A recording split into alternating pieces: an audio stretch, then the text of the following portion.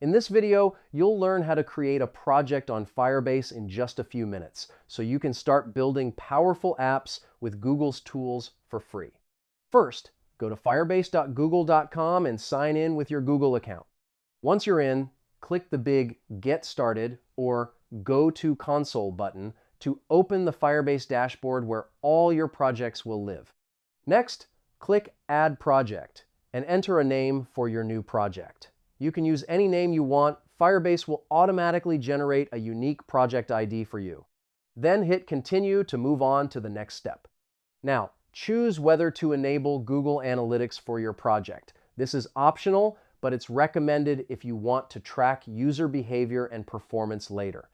Select your Analytics account or create a new one, then click Continue. After a few seconds, Firebase will set everything up and take you straight to your project dashboard.